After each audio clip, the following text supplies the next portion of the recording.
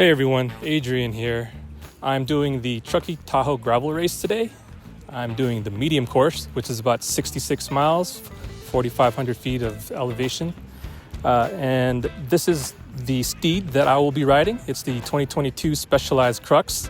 I am running it on the SRAM Rival drivetrain. I got the GX derailleur in the rear with a 1052 cassette and a 44 tooth chainring. I have the Reval Terra wheels wrapped in the Continental Terra in the 45C.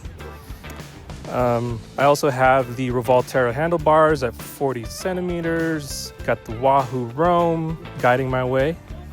And I really enjoy this restrap bag for all my snacks and stuff. Yeah, I hope I have a good day today.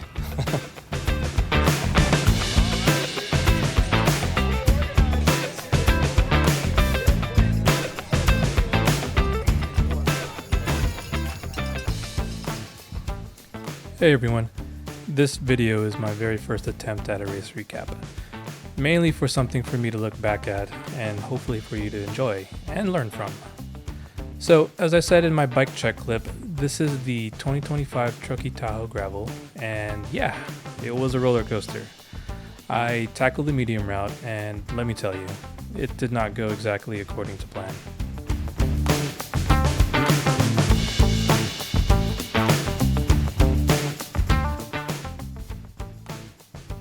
I felt my day started off strong.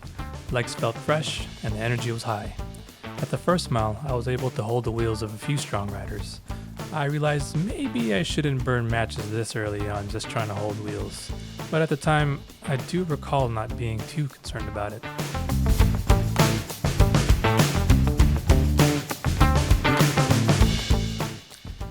While others were coasting going downhill, I decided to put in a little effort in hopes to gain a few places. But in retrospect, maybe I should have ridden a bit more conservative and saved my energy like the others. At the time, I didn't think it was a big deal, but little did I know.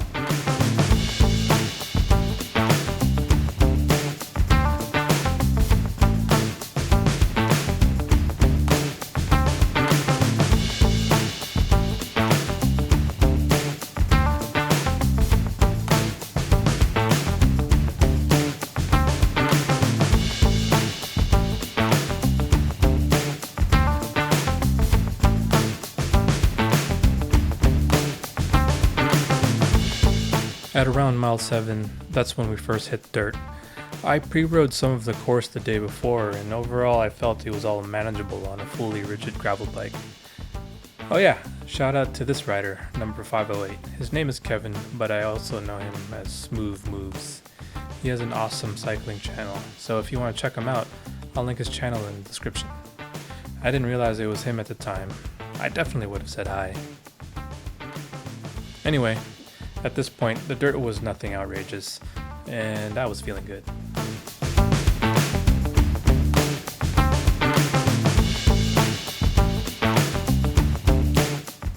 Mile 17 was the first aid station, and the plan was to skip the first two aid stations, which were at mile 17 and 24. My plan was to only stop at mile 33 to refill my bottles, and skip the final two aid stations to save a bit of time. Since I brought my own nutrition, gels, and carb drink mix, the hope was to save time and not need to rely on what's available at the aid stations.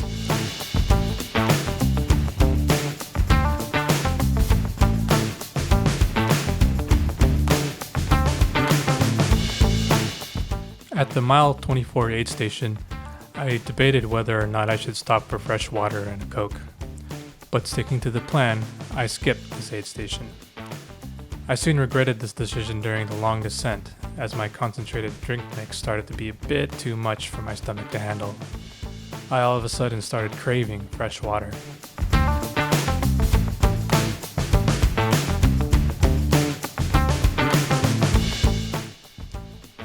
At this point, I started to feel something was off. I felt all the gels and carb drink mix sloshing around in my stomach, and I thought maybe perhaps I need something more in my stomach. I was definitely feeling the regrets of skipping the last aid station.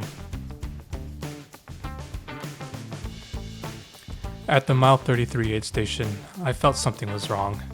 My heart rate wasn't matching the power output, and it almost felt like I bonked, despite taking more than 100 grams of carbs an hour. I refilled both my bottles with fresh water, not bothering to add more drink mix, and also took a shot of Coke and pickle juice. Mile 33 also marked the start of the longest climb of the day. Although not incredibly steep, this is when I realized I did something wrong. My heart rate was unusually high for the power output I was doing, and I could barely hold my Zone 2 power. I was hoping to stick to the wheels of this group, but my legs just couldn't hold it. It certainly felt like I bonked, and soon later, leg cramps started to set its course.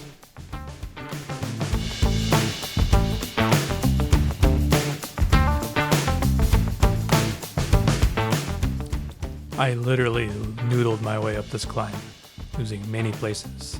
I felt terrible, and I started to question my life decisions. I even started doubting if I could even do my next race, which is a lot longer and more difficult. It's called Leadville. Have you ever heard of it? I'll speed up this part to give a better idea of how many places I lost.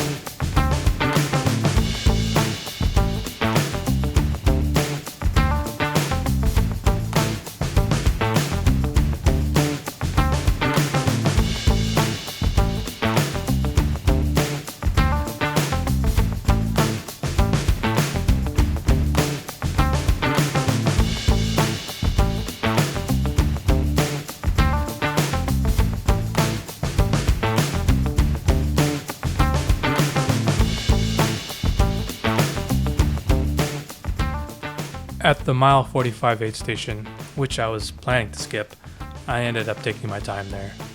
I refilled my bottles with fresh water and slammed a much needed Coke. A few minutes later, my heart rate recovered and my legs came back from the dead. Hallelujah! At this point, I did my best to go full send. Tried to make up lost time and push as hard as I could.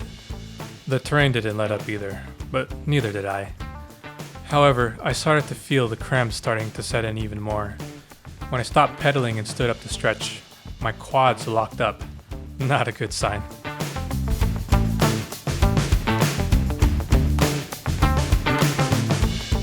When we got onto the Truckee River Legacy Trail, I knew the end was near.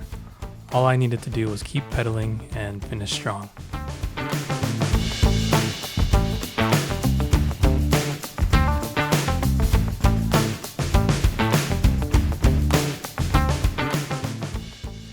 And of course, at the only single track section in the whole route, I had to force dismount at the steepest section because these guys felt the need to stop and go around. As soon as I unclipped and stood up, my legs locked up. Pain dialed to 11. I sat there for a bit, wondering if I could even stand up to get back on the bike. Losing places due to my inadequate nutrition plan.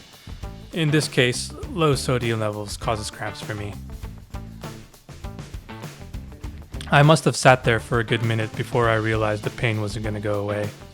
So I mustered up the will to fight through the pain. And eventually, I dug deep and got rolling again. Every pedal stroke hurt, but at this point, quitting wasn't even an option. And of course there's a sand trap near the finish. It definitely caught me off guard, because who does course recons this close to the finish? Pedaling through it definitely hurt though.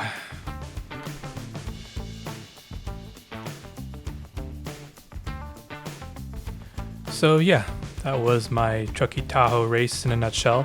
Pain, grit, and a whole lot of gravel.